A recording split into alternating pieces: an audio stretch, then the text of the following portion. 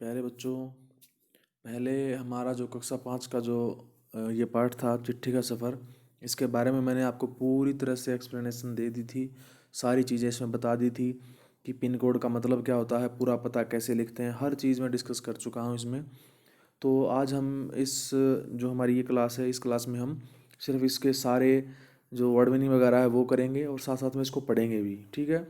इसमें बचा कुछ नहीं है अभी, सिर्फ आपको एक बार और रिवीजन हो जाएगा आपका, पूरा का पूरा दोबारा से रिपीट कर रहा हूँ मैं आपको, ठीक है। उसके बाद फिर इससे अगला जो वीडियो आएगा, इससे नेक्स्ट जो क्लास होगी उसमें हम इसके प्रश्न उत्तर करेंगे, ठीक है। तो शुरुआत करते हैं।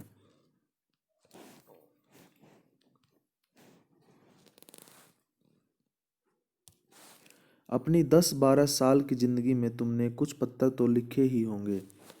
ये कह रहा है कि आपकी उम्र, आपकी एज का क्या हो गई होगी अभी, तकरीबन 10, 11 या 12, कुछ इतनी उम्र हो गई होगी आपकी, ठीक है। वे पत्थर आपने सही पते, कहता है सही पते और समय पर किस तरह पहुँचे होंगे, यह बहुत ही बातों पर निर्भर करता है। अब वो कहता है कि वे पत्थर अपने सही पते पर, यानी कि आपको जहाँ पर उसको भेजना है और टाइम से कैसे पहुँचे होंगे, उसके लिए बहुत सी बातों पर वो निर्भर करता है। निर्भर का मतलब होता है डिपेंड करना, ये बहुत सारी बातों पर डिपेंड करता है। ये बात ध्यान रखना कि हम हिंदी की पढ़ाई कर रहे हैं तो आप हिंदी में ही उसको याद करेंगे, ठीक है। लेकिन इंग्लिश में भी उसका मतलब पता होना चाहिए, इसलिए मैं आपको इंग्लिश में भी बता रहा हूँ। जैसे कि चिट्ठी किस स्थान से किस स्थान पर भेजी जा रही है, संदेश पहुंचाने में कितनी जल्दी है, तुमने पूरा और ठीक पता लिखा है या नहीं, तुमने उस पर डाक डाक टिकट लगाया है नहीं।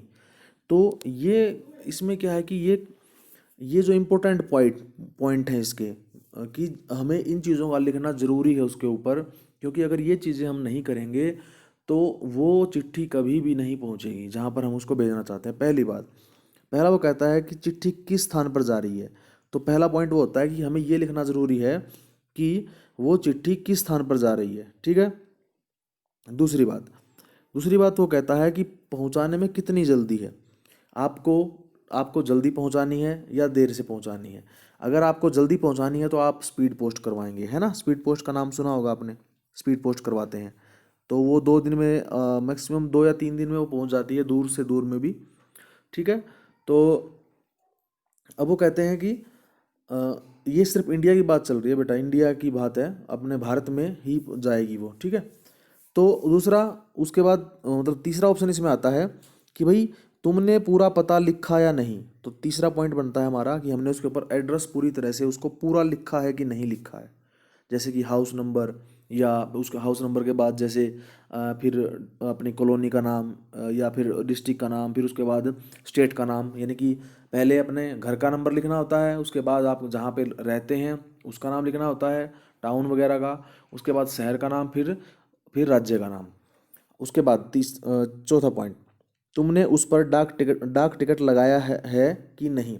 डाक टिकट किसको बोलते हैं, स्टैंप को बोलते हैं। एक स्टैंप लगती है, उसके ऊपर रुपए लिखे होते हैं, ठीक है। तो वो पैसे की मिलती है, तो वो अगर वो टिकट आप नहीं लगाएंगे उसके ऊपर, एनवलप के ऊपर, तो वो जो आपकी चिट्ठी है वो आगे नहीं जाएगी। अब ऐसा क्यों है, ये हो गया आपका चौथा पॉइंट।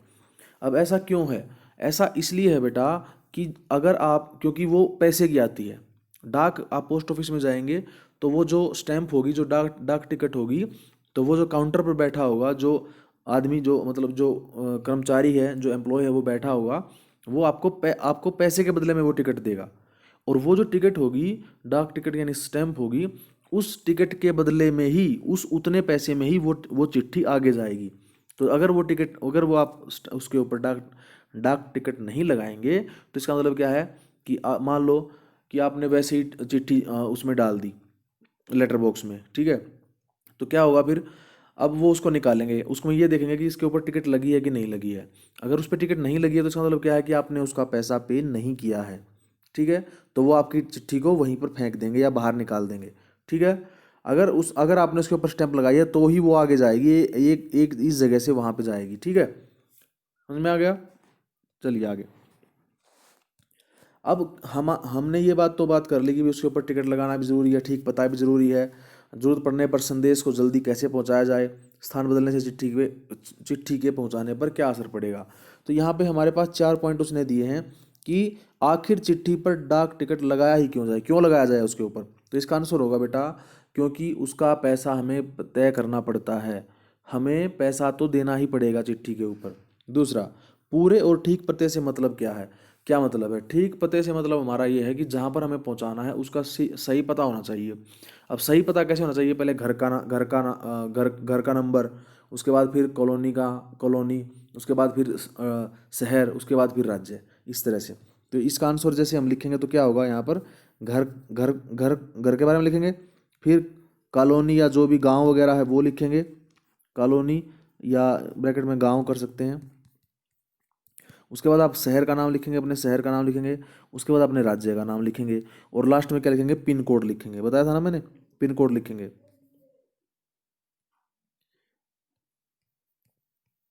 पिन कोड, ठीक है।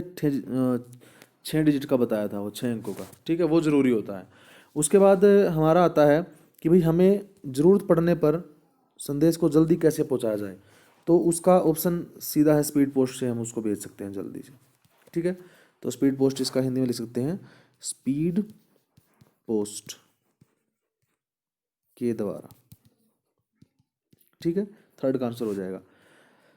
अगला है, स्थान बदलने से चिट्ठी के पहुंचने पर क्या असर पड़ता है। अगर स्थान बदल देते हैं हम, मान लो स्थान बदलने का मतलब क्या है कि आपने आपने मान लो जैसे मैंने बोला था अभी, घर है, घर के बाद आप लिखेंगे गांव का नाम, और उसके बाद आप लिखेंगे शहर का नाम, उसके बाद आप लिखेंगे राज्य का नाम। तो सोचो कि आप पहले घर के बाद क्या, पहले आप गांव का नाम लिख देते हैं यहाँ पे, ठीक है, फिर आप घर का नाम लिखते हैं, फिर आप यहाँ पे राज्य का नाम लिखते हैं, फिर और उसके बाद फिर शहर का नाम लिखते हैं। इसका मतलब क्या हो गया, सारे सफल हो गए तो है ना, मिक्स हो गए, मिक्सअप हो गए, तो उसको पता नहीं चलेगा कि वो कहाँ पर जाना है, ठीक है। तो इसलिए पूरा एग्जैक्ट पता ही लिखना पड़ता है हमें। तो अगर हम नहीं लिखेंगे तो क्या होगा कि हमारी जो जो चिट्ठी है जो हम भेज रहे हैं वो समय पर वहाँ पर नहीं पहुँच पाएगी जहाँ पर हम उसको भेजना चाहते हैं, ठीक है। तो इसका आंसर होगा वह गंतव्य गंतव्य स्थान पर नहीं पहुंचेगी, ठीक है। गंतव्य का मतलब होता है बेटा जहां पर हम उसको भेजना चाहते हैं, जाने वाला स्थान, ठीक है। तो ये आगे भी इस वर्ड का यूज होगा, तब मैं इसका वर्ड मीनिंग लिखवा दूंगा आपको, ठीक है। आगे, अब ये दो चिट्ठियां दी गई हैं, इनके बारे में हमें बात करनी थी यहाँ पे, तो वो लिखना था, तो इसको आप छोड़ दीजिए। इसके बारे में अब यहाँ बात करेंगे, इन दोनों चिट्ठियों के बारे में। तो पहला है कि ये दोनों पते किस तरह से भिन्न है, पहली बात तो ये बतानी है हमें। अब देखो, ये जब मैंने पढ़ाया था आपको, ये लेसन करवाया था पिछले लेक्चर में, तो उस टाइम आपको बताया था कि यहाँ पे क्या लिखा, महात्मा गांधी जहाँ पर हो वहाँ पर पहुँचा दो, यहाँ पे पूरा पता लिखा हुआ है ना। तो अब यही बात इसमें लिखी गई है सारी की सारी। तो वो कहता है कि गांधी को भेजे गए पत्र में पते की जगह पर लिखा है महात्मा गांधी जहाँ हो वहाँ पे, वहाँ और वर्धा लिखा है, ठीक है। उसके बाद है, जबकि लिफाफे पर इमारत या संस्थान से लेकर शहर का नाम तक लिखा हुआ है, इनके एड्रेस भी लिखा हुआ है, पूरा लिखा हुआ है। पते में सबसे छोटी भौगोलिक इकाई से शुरू करके बड़ी की ओर बढ़ते हैं, यानी कि ये बात मैंने आपको बताई थी। सबसे छोटी भौगोलिक इकाई का मतलब क्या है, भौगोलिक मतलब जोग्राफिकल यूनिट, यानी कि सबसे पहले आप कहाँ पे रहते हैं, आपका घर का नंबर क्या है, पहले वो लिखते हैं, है ना। तो इस तरह से पहले अपना घर, फिर उसके बाद गांव या शहर, फिर या राज्य, इस तरह से। उसके बाद अब यहाँ पे है, अब देखो यहाँ पे ये सारी बातें बताएंगे जो मैंने आपको बताई हैं। छोटी से बड़ी भौगोलिक इकाई का मतलब यह है कि घर के नंबर के बाद गली मोहल्ले का नाम, फिर गांव का नाम, कस्बे का नाम, शहर के जिस हिस्से में रहते हैं उसका नाम, फिर गांव या शहर का नाम, ठीक है। शहर के नाम के बाद लिखे अंक को पिन कोड कहते हैं। तो पिन कोड, ये क्वेश्चन आंसर बन सकता है कि पिन कोड किसे कहते हैं। तो यहाँ पे ये क्वेश्चन बनेगा, शहर के नाम के बाद लिखे अंक को पिन कोड कहते हैं। तो ये क्वेश्चन बन सकता है, इसमें आप लिख लीजिएगा इसको, ठीक है। इसका मैं बता देता हूँ कैसे बनेगा क्वेश्चन, कैसे बन सकता है इसका क्वेश्चन। मान लो ऐसे बनेगा, पिन कोड पिन कोड किसे कहते हैं, ठीक है। तो आप उसका आंसर लिखेंगे उत्तर में करके, ये वाली लाइन लिख देंगे, ये वाली पूरी, ये वाली यहाँ से यहाँ तक की, तो वो उसका आंसर हो जाएगा। ठीक है, कॉपी में लिख लेना बेटा आपने। उसके बाद आता है हर जगह को एक पिन कोड दिया गया है। तो मैंने बताया था कि हर जगह का अपना एक पिन कोड होता है। ऐसा नहीं है कि भाई हम जो कर रहे थे 11 और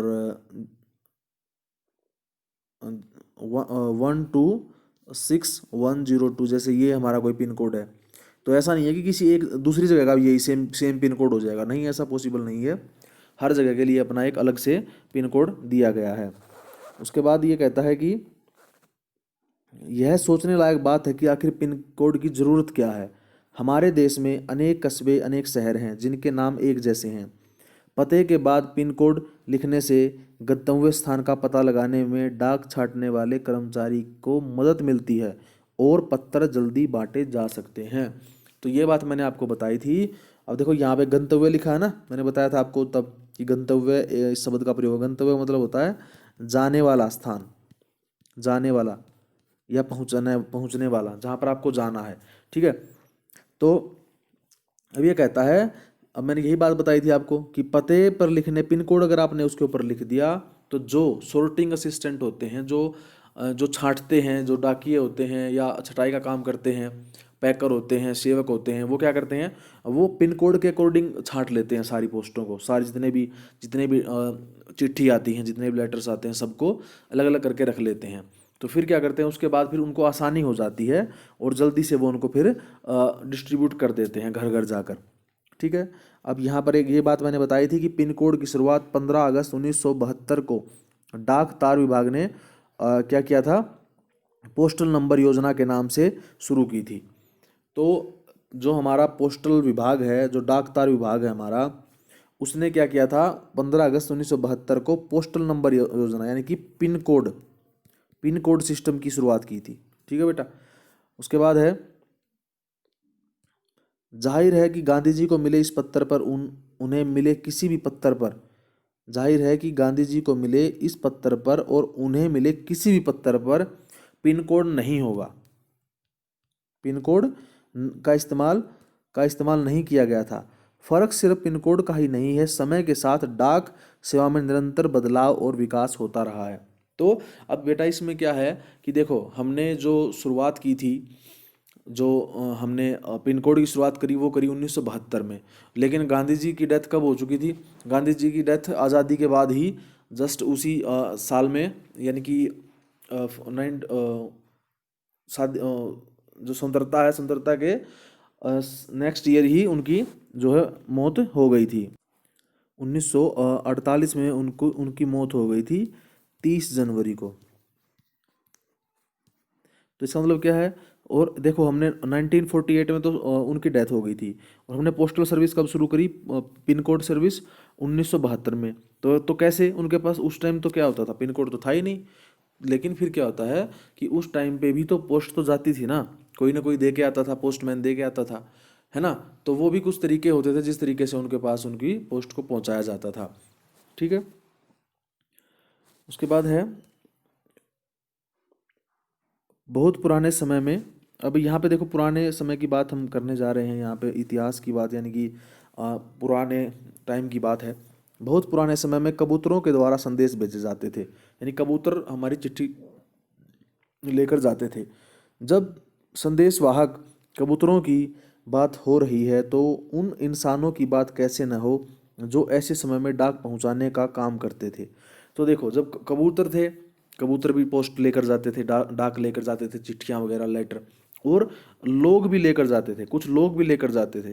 तो जो कबूतर होते थे उनको तो संदेशवाहक कबूतर कहा जाता था, है ना। और जो आदमी यानी कि जो लोग होते थे उनको कहा जाता था हरकार। क्या कहा जाता था, हरकार। तो राजा जो होते थे, राजा महाराजा जो होते थे, वो हरकारों का प्रयोग करते थे। तो हरकार जो होते थे वो घुड़सवार होते थे। घुड़सवार मतलब घोड़े की सवारी करने वाले, घोड़े पर बैठने वाले। ठीक है, तो चलिए पहले कबूतरों की बात करते हैं। तो जब संदेशवाहक कबूतर, संदेशवाहक का मतलब होता है संदेश ले जाने वाला, इसका मीनिंग लिख लेना आप, संदेश ले जाने वाला, इसका मीनिंग ले जाने वाला, यानी कि जो संदेश को पहुंचाता है, मैसेज को पहुंचाता है। ठीक है। उसके बाद आपका आगे है ये हो रही है तो उन इंसानों की बात भी कैसे न हो जाए ऐसे समय, जो ऐसे समय में डाक पहुंचाने का काम करते रहे। ठीक है।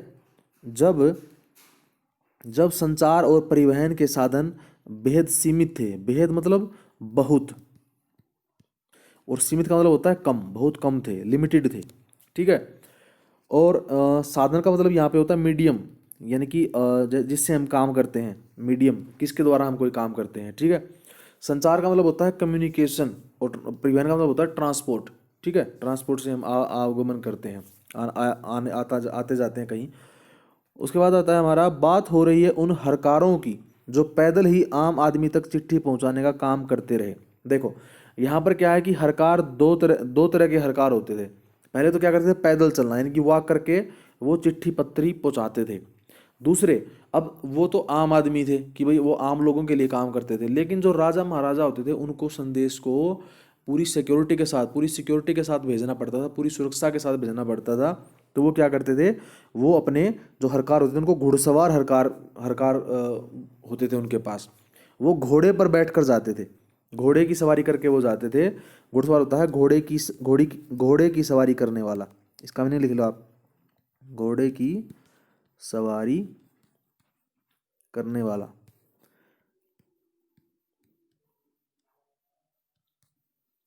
ठीक है। जिसको इंग्लिश में जोकी कहते हैं। ठीक है। हरकारों को न सिर्फ हर तरह की जगहों पर पहुंचना होता था, बल्कि डाक की रक्षा भी करनी होती थी। मैं बता रहा था ना अभी कि उनको समय पर पहुंचना होता था, और जिस जगह पर पहुंचना है वहाँ वो जगह भी उनकी फिक्स होती थी, वहाँ पे जाना है और उसकी रक्षा भी करनी है। डाकू, लुटेरे या जंगली जानवरों की चपेट में आने का डर हमेशा बना रहता था। तो यानी कि अ, उनको किस किस से डाकू भी उनको पकड़ सकते हैं, लुटेरे रोबर्स जो होते हैं, डाको डकैत जो होते हैं वो भी पकड़ सकते हैं, लुटेरे रोबर्स भी पकड़ सकते हैं, और वाइल्ड एनिमल्स भी उनको अपने पकड़ सकते हैं, उनसे वो छीन सकते हैं। तो उनको उनसे भी अपनी रक्षा करनी होती थी। ठीक है। आज भी भारतीय डाक सेवा दुर्गम व पहाड़ी इलाकों तक डाक पहुंचाने के लिए हरकारों पर निर्भर करती है। तो बेटा रियल में क्या होता है कि जो हरकार होते हैं जो पैदल चलते हैं, जो उनको जो अपने चिट्ठी पत्री को पहुंचाते हैं उनको हरकार बोला जाता है। घोड़े पर बैठ के जाते हैं तो उनको उनको घुड़सवार बोला जाता है, घुड़सवार हरकार। ठीक है। और पैदल चलते थे उनको हरकार बोला जाता है। लेकिन अभी भी हमारे भारत में क्या है कि कई जगह ऐसी हैं जहाँ पर अभी भी डाक को पहुँचाने के लिए हरकारों पर डिपेंड रहना पड़ता है, उन पर निर्भर हैं हम। ठीक है। जैसे हमारा लेह है, लद्दाख है, वहाँ पे क्या है कि ऐसी कई जगह हैं जहाँ पर जैसे कि वहाँ पे लद्दाख जो है हमारा, अभी तो वो अलग से यूनियन टेरिटरी बन गया है, यूनियन टेरिटरी उसको बना दिया गया है। एक जम्मू कश्मीर, और यानी कि जम्मू कश्मीर टोटल पहले एक था, उसको अलग अलग कर दिया है। जम्मू कश्मीर अलग और लद्दाख अलग। ठीक है। तो दोनों अलग अलग यूनियन टेरिटरी हैं। ठीक है। जिनको बोलते हैं केंद्र शासित प्रदेश। ओके।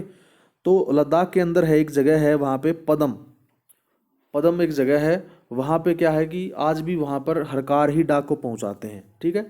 दुर्गम, दुर्गम का मतलब होता है कि जहाँ पर जाना मुश्किल होता है। इसका मीनिंग लिख लो आप, दुर्गम, जहाँ जहाँ जाना मुश्किल हो, यानी कि जहाँ पर आप मुश्किल से जा सकते हैं, वो उसको बोलते हैं दुर्गम। ठीक है। आगे है हमारा बेटा, आजकल तो संदेश भेजने के नए नए और तेज साधन आसानी से उपलब्ध हो गए हैं। जैसे कि अभी तो हम ईमेल भी कर देते हैं, और व्हाट्सएप हो गया, फेसबुक हो गया, और ट्विटर हो गया, वो बहुत सारे सोशल मीडिया आ गए हैं जिससे हम अपना जो लेटर वगैरह है वो विद इन सेकंड में, कुछ सेकंड में ही भेज सकते हैं। तो अब आगे है, डाक बांटने में हवाई जहाज़, पानी के जहाज़ और जाने कौन कौन से साधन इस्तेमाल किए जा रहे हैं। तो देखो अगर कुछ कुछ जगह ऐसी हैं जहाँ पर गाड़ी वगैरह नहीं जा सकती, तो वहाँ पर क्या है कि हवाई जहाज़ यानी कि एरोप्लेन से भेजते हैं डाक को। कुछ दूसरे दूसरे देशों में जाते हैं तो क्या करते हैं, पानी पानी के जहाज़ में भेज देते हैं। कुछ सामान आता है जैसे कार्गो शिप होते हैं जो उनमें, और और भी बहुत सारे साधन हैं। ठीक है। उसके बाद है, डाक विभाग भी पत्र, मनी ऑर्डर के साथ साथ ईमेल, बधाई कार्ड आदि लोगों तक पहुंचा रहा है। तो मनी ऑर्डर भी है, और उसके बाद आपका पत्थर को बधाई कार्ड मतलब कि जो हम विश करते हैं किसी को, वेल विशेस देते हैं। जैसे जन्म रक्षाबंधन है, अभी रक्षाबंधन आ रहा है, तो रक्षाबंधन पर हम भेज देते हैं ना, कार्ड भेजते हैं। या हमारे जैसे 15 अगस्त पर जो हमारे सेना है, सेना आर्मी के पास बच्चे कार्ड भेजते हैं। तो इस तरह से क्या है कि वो वेल विशेस होते हैं, तो वो हम भेजते हैं। कबूतरों की उड़ान से लेकर हवाई डाक सेवाओं तक का सफ़र दिलचस्प करने वाला है। देखो पहले क्या था कि अब वो ये कह रहा है कि कबूतरों की उड़ान से लेकर हवाई डाक सेवाओं तक का सफ़र बहुत दिलचस्प रहा है। तो कबूतर की उड़ान, कबूतर उड़ता है। देखो पहले ये कह रहा है कि पहले हम कबूतर का प्रयोग करते थे अपनी चिट्ठियाँ भेजने के लिए। फिर हम कहाँ पर आ गए, हवाई डाक पर आ गए कि अब हम कार्गो प्लेन में भेजते हैं अपनी चिट्ठियों को। तो वहाँ तक का सफ़र जो है वो दिलचस्प रहा। दिलचस्प होता है मतलब इंटरेस्टिंग रहा है। ठीक है, आगे है, यह सोचकर आश्चर्य होता है। आश्चर्य मतलब होता है सरप्राइज, सरप्राइज हो जाना। ठीक है, या हैरानी, इसका मीनिंग लिख सकते हैं हैरानी। हैरानी होती है कि कबूतर जैसा पक्षी संदेशवाहक भी हो सकता है। तो ये एक शौक करने वाली बात है, बहुत ही सरप्राइजिंग है कि भाई एक कबूतर कैसे लेटर को पहुंचा सकता है, और वो उसी जगह पे कैसे पहुंचा सकता है जहां पर उसको भेज रहे हैं। तो बेटा उसके लिए क्या करते हैं, उसके लिए उसको पहले ट्रेंड किया जाता है कि तुमको कहाँ पर जाना है। ठीक है, उसके बाद कबूतर की कई प्रजातियां होती है। प्रजातियां मतलब स्पीशीज बोलते हैं प्रजातियों को। ठीक है, जैसे हमारा हमारा जैसे चीता है, चीता टाइगर। ठीक है, तो जो हमारा टाइगर है वो, और जो बिल्ली है हमारे घर में रहती है, वो दोनों एक ही स्पीशीज के हैं। स्पीशीज मतलब प्रजाति, एक ही प्रजाति के हैं वो। ठीक है, तो उसको बोलते हैं। लेकिन वो क्या है कि देखने में देखो सेम लगेंगे दोनों, है ना, तो वो एक प्रजाति के बारे में बता रहे हैं कि हाँ वो एक प्रजाति के बारे में है ना। जैसे हम जैसे हैं, हम किसकी तरह लगते हैं, जैसे कि इंसान किससे बना है, इंसान हम हमारी जो स्पीसीज है जो डेवलप हुई है, जो वो हुई है बंदर से। तो बंदर क्या है कि बंदर से ही हम बने हैं। ठीक है, तो ये साइंस की बात है, ये आप बात में बड़ी क्लासेस में पढ़िएगा अच्छी तरह से। लेकिन आप याद रखिएगा कि मंकीज आर आवर एंसेस्टर्स, की मंकी जो है, बंदर जो है हमारे पूर्वज हैं, उन्हीं से हम हुए हैं। क्योंकि आप देखेंगे कि बंदर की भी हाथ में 5 उंगलियां हैं, 10 उंगलियां हैं। एक हाथ में 5 उंगलियां हैं, 2 हाथों में 10 हैं, और पैरों में भी 5 5 हैं। तो हम उनके जैसे ही हैं, और उनके उनकी तरह ही हमारा फेस भी है। ठीक है, तो लेकिन अब काफ़ी चेंज आ गया है टाइम के साथ। आगे फिर वो कहते हैं कि ये सभी संदेश लाने ले जाने का काम नहीं कर सकती। तो देखो अब क्या है कि वो कहते हैं कि कबूतर की कई प्रजातियां हैं, बहुत सारे हैं, लेकिन क्या है कि सारे नहीं ले जा सकते कबूतर। उसमें कुछ स्पेशल होते हैं। उस प्रजाति का नाम क्या है, गिरहबाज या हुमर। हुमर वो प्रजाति है जिसे प्रशिक्षित करके डाक भेजने के काम में लाया जाता है। प्रशिक्षित मतलब होता है प्रशिक्षण देना, यानी कि जिसको शिक्षण मिला हुआ है, शिक्षण प्राप्त, यानी कि जिसने ट्रेनिंग की है, और उसको उसको पहले ट्रेंड किया जाता है, उसके बाद उसको भेजा जाता है। आगे है, आखिर कबूतर अपना रास्ता ढूंढ कैसे लेता है। उन प्रवासी पक्षियों के बारे में सोचो और पता करो कि वो कैसे सैकड़ों मील का रास्ता सही जगह तय कर पाते हैं। प्रवासी का मतलब होता है बेटा दूसरी जगह से आने वाले। प्रवासी का मतलब क्या है, दूसरी जगह से आने वाले, दूसरी जगह से आने वाले। ओके, तो बच्चों अभी यहाँ पे मैं दिखाता हूँ आपको कि बर्ड जैसे एक प्लेस से दूसरे प्लेस पे, एक स्थान से दूसरे स्थान पर कैसे जाते हैं। ठीक है, तो बेटा क्या है कि जैसे हमारी जो अर्थ है वो 2 पार्ट में डिवाइड है। जैसे कि एक नॉर्थ पोल है, नॉर्थ हेमिस्फीयर है, और एक साउथ हेमिस्फीयर है। ठीक है, तो पृथ्वी, जो हमारी पृथ्वी है, देखो ये वाला पार्ट है, जैसे इसने उल्टा कर रखा है वैसे तो, लेकिन ये सही है एक किस्म से। इसके फोटो के अकॉर्डिंग इन्होंने इसको दिखाया है। ओके, तो वैसे तो नॉर्थ ऊपर होता है, साउथ नीचे होता है। इसको उत्तर बोलते हैं, इसको दक्षिण बोलते हैं। ठीक है, तो अब इसमें क्या है कि जैसे कोई बर्ड है, वो यहाँ से उड़ना शुरू करता है, ठीक है। और उसको जाना है, मान लेते हैं उसको यहाँ पे जाना है, ठीक है, यहाँ पे जाना है या यहाँ पे जाना है, इस तरह से। तो वो क्या करेगा, वो ये जो लाइन है, ये जो दिखाई गई है, मैग्नेटिक फील्ड इनको बोलते हैं, वो इसको फॉलो करता है। वो कैसे फॉलो करता है, उसकी आंखों में जो कुछ बर्ड्स होते हैं, उनकी आंखों में एक प्रोटीन होता है, जिसकी वजह से वो इसको देख सकते हैं, मैग्नेटिक फील्ड को, ठीक है। तो वो इसी रास्ते से फिर वो जाएगा वहाँ पे, और वापस जब दोबारा से वापस आएगा तो इसी रास्ते से वो वापस आएगा, ठीक है। तो इस तरह से आपने कई बार देखा होगा कि कुछ पक्षी जो हैं साइबेरिया से आते हैं यहाँ पर हमारे भरतपुर, जो हमारी राजस्थान में भरतपुर जो सेंचुरी है उसमें आते हैं। तो फिर वो क्या करते हैं, फिर वो थोड़े टाइम के बाद वो वापस चले जाते हैं, ठीक है। तो वो इसी तरह से आते हैं, और इसी तरह से इसी मैग्नेटिक फील्ड का को देख कर इसी के सहारे आते हैं, इसी के सहारे वापस चले जाते हैं। उसके बाद है बेटा आगे, मैंने फिर आपको बताया था कि जो उड़ीसा पुलिस है, खास तौर पर हुमर कबूतरों का इस्तेमाल राज्य के कई दुर्गम इलाकों में संदेश पहुंचाने के लिए कर रही है। तो बेटा ये हुमर पक्षी का नाम याद रखेंगे, हुमर कबूतर है वो। और कौन सी पुलिस है, उड़ीसा पुलिस। कानून व्यवस्था, संकट और अन्य मौक़ों पर संदेश के लिए ये कबूतर बहुत ही उपयोगी साबित हुए हैं। तो यहाँ पर संकट का मतलब यहाँ पर है कोई भी आपदा, कोई भी डिजास्टर आ जाता है, उस वक्त पर ये काफ़ी हेल्पफुल रहते हैं। कबूतरों की जो संदेश सेवा है बहुत सस्ती होती है, बहुत ही कम, क्योंकि पैसे लगते नहीं हैं, है ना। अब जैसे आप ट्रक से जैसे कि कार्गो कोई भी गाड़ी है या कुछ प्लेन है उसमें भेजेंगे तो क्या होगा, ज़्यादा टाइम लगेगा, है ना। लेकिन कबूतर क्या होगा, कबूतर तो आपको बहुत ही सस्ता पड़ जाएगा, ठीक है। कोई, क्योंकि कोई खर्च ही नहीं आएगा उसके ऊपर, वो खाना भी अपने आप खा लेगा रास्ते में कहीं ना कहीं रुक के, है ना। इन कबूतरों का जीवन काल 15 से 20 साल होता है, यानी कि 15 से 20 साल तक की इनकी एज होती है। और 8 से 10 साल तक वे अच्छा काम करते हैं, 8 से 10 साल तक वो अच्छा काम करते रहते हैं। स्वस्थ कबूतर एक दिन में 1,000 किलोमीटर तक का सफ़र तय कर सकता है। तो ये बात आप ध्यान रखेंगे कि वो 1 किलोमीटर, एक दिन में 1 किलोमीटर उड़ सकता है, ठीक है।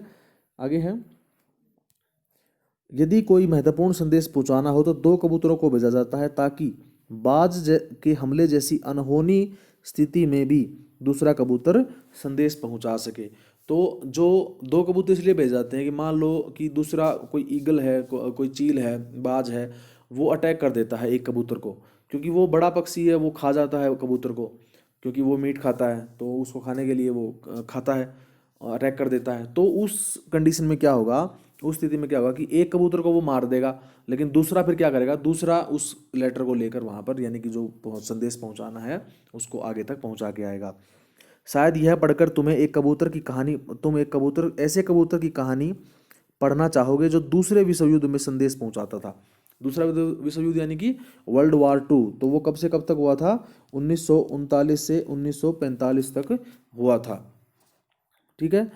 उसके बाद है, अब जो वो कबूतर था उसने एक स्पेशल, एक बहुत ही विशेष काम किया था। उस कबूतर का नाम था ग्रे नेक। तो इस कबूतर की कहानी नेशनल बुक ऑफ ट्रस्ट ने अंग्रेजी में छपी एक किताब में दी गई है, किताब का नाम है ग्रे नेक। उसका क्या नाम है, किताब का नाम ग्रे नेक, जो कि इस किताब के हीरो का नाम भी है। तो कौन है इसमें, ग्रे नेक कौन है, कबूतर का नाम ही ग्रे नेक है, उसी के नाम पर इस बुक का नाम लिखा गया है। अगर तुम हिंदी में पढ़ना चाहते हो तो क्यों न नेशनल बुक ट्रस्ट का पत्र लिखो कि वे इस किताब को हिंदी में भी छापें, और यह है उनका पता है। तो आपको ये देखो, ये चीज़ें दी गई हैं, नेहरू भवन 5, ये सारी चीज़ें। तो आपको इस पे एक लेटर आप भेजो, ये वो बोल रहा है भेजने के लिए कि अगर आप उसकी कहानी, उस कबूतर की कहानी आप अगर हिंदी में पढ़ना चाहते हैं तो आप यहाँ पर एक लेटर लिख भेजो, और उनको बोलो कि हमारे लिए हिंदी में ये छाप कर हमें जो इसकी कहानी है वो दो। तो ये सारा का सारा मैं पहले वीडियो में बता चुका था, लेकिन चलो फिर दोबारा से रिपीट हो गया सारी चीज़ें। और उसके बाद अब नेक्स्ट वीडियो जो होगा उसमें हम क्वेश्चन आंसर करेंगे बेटा इसके, ठीक है। मिलते हैं नेक्स्ट वीडियो में, थैंक यू।